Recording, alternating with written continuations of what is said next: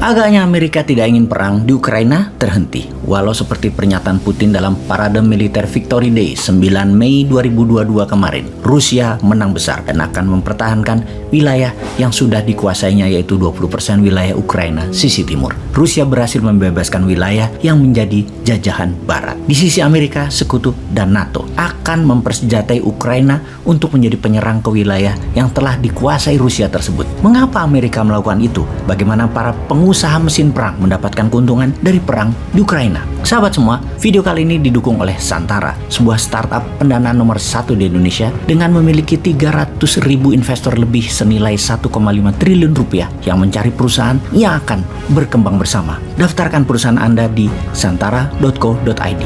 Kita kembali ke topik. Bagaimana raksasa mesin perang mendapatkan keuntungan dari perang di Ukraina? Amerika dalam 70 tahun setelah Perang Dunia Kedua melancarkan lebih dari 80 kali serangan militer yang dapat dipolakan serangan tersebut, yaitu 70% wilayahnya adalah wilayah negara penghasil fosil oil atau minyak bumi dan gas. Sisanya adalah wilayah yang diperkirakan akan diambil komunis dalam masalah ideologi, makanya diserang Amerika. Sisanya lagi adalah untuk mempengaruhi sebuah pemerintahan agar tunduk ke Amerika karena calon pemimpin atau pemimpin tersebut di sebuah negara memang anti Amerika. Karena itu harus dikendalikan dalam tanda petik. Itu dari kacamata geopolitik dan strategi luar negeri ala Amerika. Amerika itu negara swasta, di mana senjata perang adalah swasta yang memproduksi.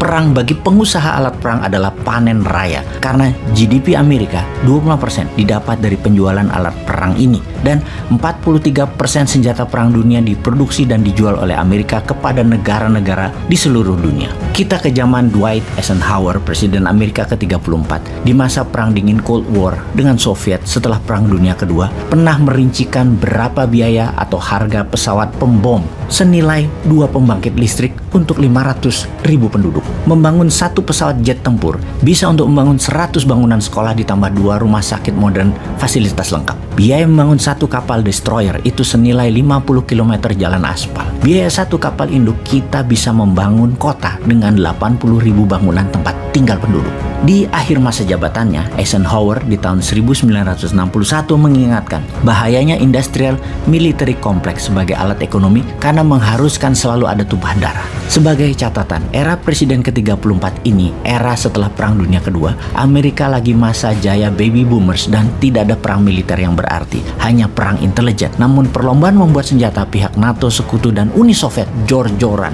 besar-besaran. Setelah dirinya diganti oleh Kennedy yang tidak mau perang kecuali serangan ke Teluk Babi ke Kuba, dan Amerika pun kalah, yang menurut cerita konspirasinya berikutnya, Kennedy dieksekusi oleh katanya orang CIA demi perang di Vietnam terselenggara. Setelah Wapres Wakil Presiden Kennedy yaitu Lyndon B. Johnson jadi presiden, perang Vietnam terjadi. 40 tahun setelah Eisenhower berkata di tahun 1961 atau sekitar tahun 2001, seorang pemimpin Rusia dalam perjalanannya hingga hari ini menghidupkan lagi Rusia dengan Soviet barunya. Sudah lebih 20 tahun dia menjadi autokrasi Rusia yang sejak 2 bulan ini membuat Eropa memasuki era kegelapan sejak Perang Dunia Kedua. Dengan perang Ukraina ini, sesungguhnya siapa yang menang? Pihak Ukraina kah atau pihak Rusia? Yang dapat kita pastikan pemenangnya adalah military industrial complex. Para pengusaha alat perang ini pastinya tidak menginginkan perang Ukraina berakhir. Mereka membayar berapapun kepada negara-negara Eropa Barat terutama Amerika demi perang Ukraina berkelanjutan. Walaupun yang dijual adalah atas nama demokrasi atau atas nama kemanusiaan,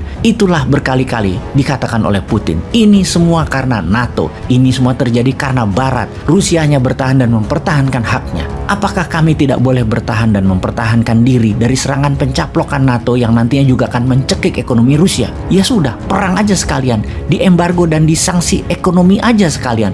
Toh sama saja, nanti atau sekarang. Mending sekarang, Rusia lebih siap. Kita membahas secara data penyediaan alat perang dunia. Faktanya adalah 80% produsen alat perang adalah 6 negara utama, yaitu US, Amerika Serikat, Rusia, Inggris, Tiongkok, Prancis, dan Jerman. Di luar Tiongkok, produsen senjata Rusia yang agresor, kemudian penyedia senjatanya adalah Amerika, Inggris, Prancis, dan Jerman. Semua terlibat langsung pada saat ini di perang Ukraina. Dan hebatnya lagi, 5 negara yang terlibat perang di Ukraina adalah anggota permanen Dewan Keamanan PBB yang mempunyai hak veto, yaitu Amerika, Inggris, Jerman, Prancis, dan Rusia yang harusnya menjadi penyangga perdamaian dunia, malah mereka terlibat perang langsung. Emang hobinya perang mungkin ya.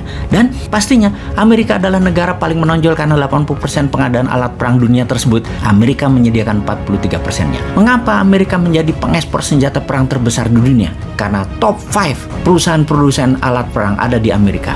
Lockheed Martin, Boeing, Northrop, Raytheon, dan terakhir General Dynamics. Senjata-senjata buatan Amerika saat ini semua ada di Ukraina. Senjata pembunuh lethal weapon tersebut yang termodern ada di sana seperti Switchblade drone, armor and tactical vehicle, howitzer, misil javelin, anti-tank, dan lain sebagainya. Intinya saat ini para pengusaha alat perang meyakinkan pemerintah Amerika untuk menyiapkan amunisi dan alat perang tambahan kepada Ukraina dan sekutunya untuk perang di Ukraina. Jadi pertanyaannya, siapa yang menginginkan perang itu berakhir? Gak bakalan lah. Yang punya power memang cari alasan untuk perang berkelanjutan panjang. Kalau Indonesia, apa sarannya?